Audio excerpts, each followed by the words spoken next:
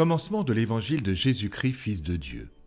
C'est par ces mots que l'évangéliste Marc commence son évangile. Et ce mot d'évangile, on le retrouve dans le livre d'Isaïe, c'est-à-dire dans notre première lecture, à 2 reprises. Monte sur une haute montagne, toi qui portes la bonne nouvelle à Sion. Élève la voix avec force, toi qui portes la bonne nouvelle, c'est-à-dire l'évangile à Jérusalem. Ce mot évangile, on le retrouve au VIe siècle pour la naissance d'un roi. Un évangile, c'est un écrit, une parole, un événement qui provoque le salut, soit la naissance d'un roi, soit une victoire militaire. Et puis ensuite, on va avoir des messagers qui vont parcourir, qui vont élever la voix, qui vont aller de ville en ville pour annoncer cette bonne nouvelle. Quand on réfléchit, c'est exactement ce qu'on va vivre. Nous, à Noël, la naissance d'un enfant et la victoire, il va nous sauver du péché. En fait, est-ce qu'on attend la naissance de Jésus ? Évidemment non, il est déjà né il y a 2000 ans, mais et là c'est la deuxième lecture qui nous oriente, nous attendons notre naissance. Je cite Saint Pierre, « Le Seigneur prend patience envers vous, car il ne veut pas en laisser quelques-uns se perdre, mais il veut que tous parviennent à la conversion. » Donc c'est, pour nous, en fait, on fête à Noël notre naissance. C'est-à-dire notre salut. Le peuple hébreu est sorti d'Égypte, il est entré en terre promise, ensuite là, avec le livre d'Isaïe, je comprends qu'il sort de l'exil. Bon, mais je voudrais sortir, et à un moment donné, entrer définitivement en terre promise, et c'est donc le ciel qui nous attend.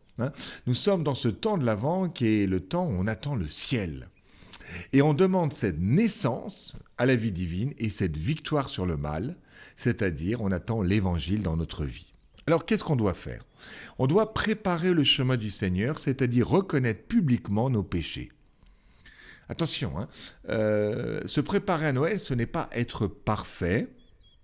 En fait, si nous avons fait d'avance tout le travail de nettoyage, de mise en ordre, nous n'avons pas tellement besoin de salut.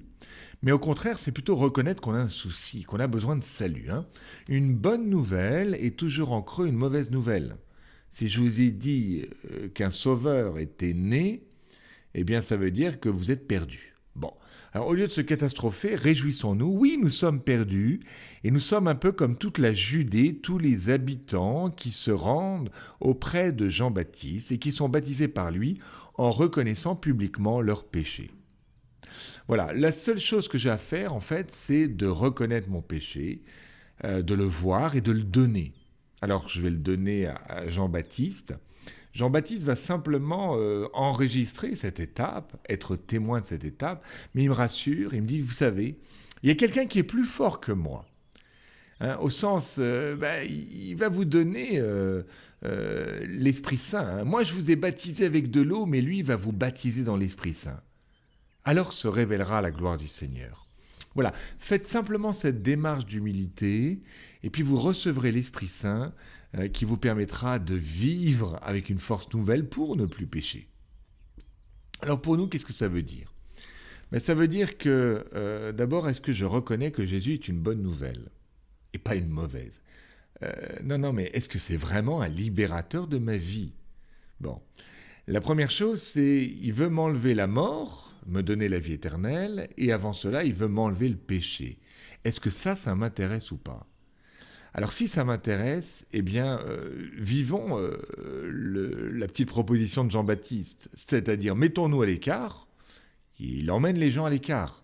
Ça veut dire, prends un temps à l'écart pour discerner, pour voir quel est ton péché. Prends un temps de prière. Demande au Seigneur qu'il te donne sa lumière pour voir ton péché.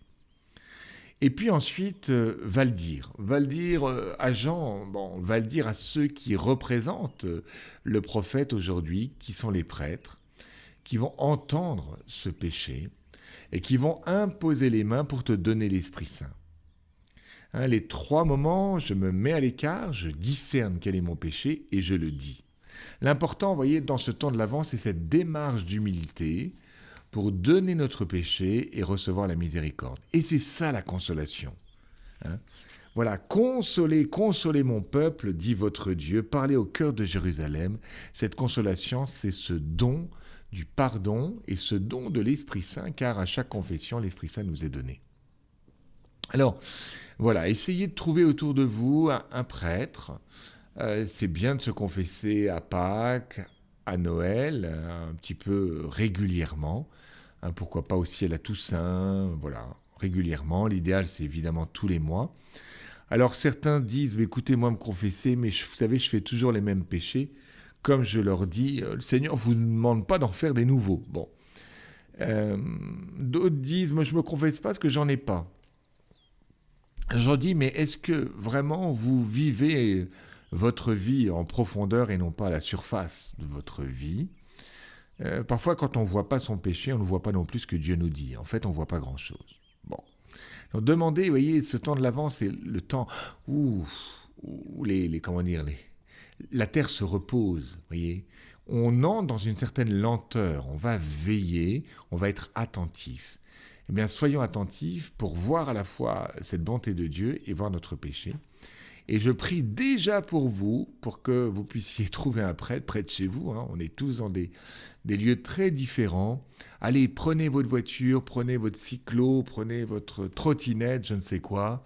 Mais faites la démarche. Ça serait tellement dommage que le Christ vienne à Noël et que nous n'ayons pas eu le temps de faire la place nécessaire dans notre cœur, de faire cette petite place dans notre crèche. Amen et à bientôt, bon Avent.